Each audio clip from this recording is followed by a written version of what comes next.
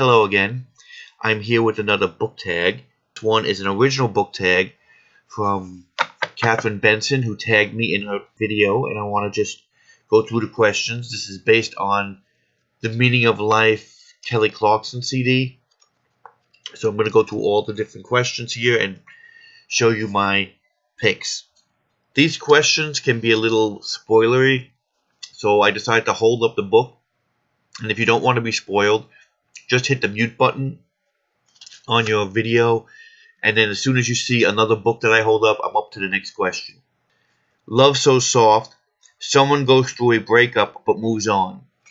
So I picked Heart-Shaped Box. Jude, basically in this story, the character of Jude, he's a rock and roller who pretty much uses women, and there's this one woman that he did break up with that kind of bites him in the ass later on. But this whole book is pretty much about moving on and finding himself. But that is my answer to the Love So Soft question. Next question. Heat. When a character gets bullied or picked on.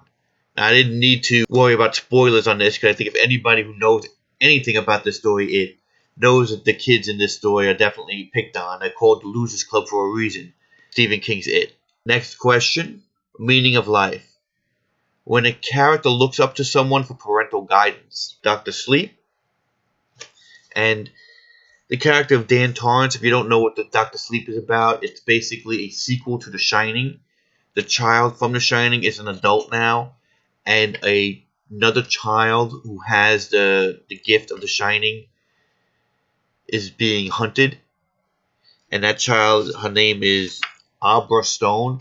And in this book, she definitely kind of has to lean on Dan to teach her about The Shining, to protect her, and I definitely think that is a good representation of a parental guidance influence. That Dan Torrance is definitely a parental figure in this book for Abra Stone. It's actually a pretty good book. I really did enjoy it.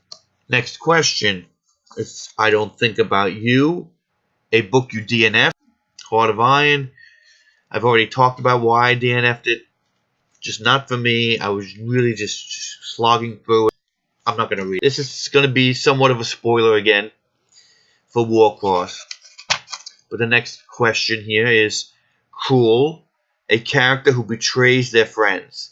Obviously, if you've read Warcross, Amika is basically spying on all of her teammates. So she's kind of trying to betray them. But the real big betrayer in this is Hideo Tanaka. Great book. Next one, I don't actually have a book for. Medicine, an author who writes a memoir. Now, I don't read any memoirs. I looked around in my books. I could not find anything. So I'm going to cheat on this one. This is a book that I want to read, but don't own. Princess Diarist by Carrie Fisher, which is a memoir of when she was on the Star Wars set from the original trilogy, and she wrote a diary, and that would be a book I would pick up for the author who writes a memoir. Next question. Don't You Pretend, a book with an influential relationship between parent and their kids. I picked These Shallow Graves because the character of Jill Montfort was so close to her father. It pretty much inspired her to keep pushing to find out how he died, even though the evidence suggested suicide. That's actually in the synopsis, so I'm not spoiling too much. But I wasn't a crazy fan about this book, but it definitely fits to me the question of an influential relationship. Next question. Didn't I? A book with an annoying character in it. Sorry, I'm going to upset a lot of people, but I've already mentioned this already. 50 Shades of Grey. Christian Grey, the most annoying character I have read in a very long time. Alpha male jerk. I'm sorry if you like this book. I know there are a lot of fans of it, but no, I cannot stand him. Actually, I'm not even sure who's more annoying, him or Anastasia, for her leaving him and then coming back in the sequels, but no.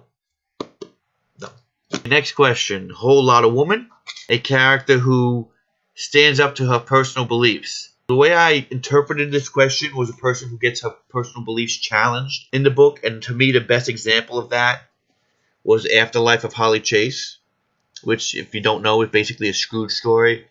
And just like the regular Scrooge story, at the end of the story, your entire belief system is kind of rocked and changed. Next question. Slow Dan. It was a light and easy contemporary. Now, I don't read contemporaries. Not because I don't want to, I just haven't had the chance, really, to start reading them. So this is going to be another cheat, because I did want to get into contemporaries, and I actually did pick up a contemporary book that I'm going to show on my March book haul. And I think it kind of matches this. So this is not a book I've read, but a book I want to read, and that I have. And it is called When Dimple Met Rishi. Obviously, you can see the little bargain price here. That's the reason I picked it up, because it was a bargain book on Books at Barnes & Noble. And I decided I might as well get into a contemporary. And that's what this book was. Last question. Go High. Your most anticipated book. And to me, it's almost a tie, I think, between the sequel to Warcross and the sequel to Renegades. These were my top books in 2017 as far as especially YA. And I'm really looking forward to the sequels to both of these books.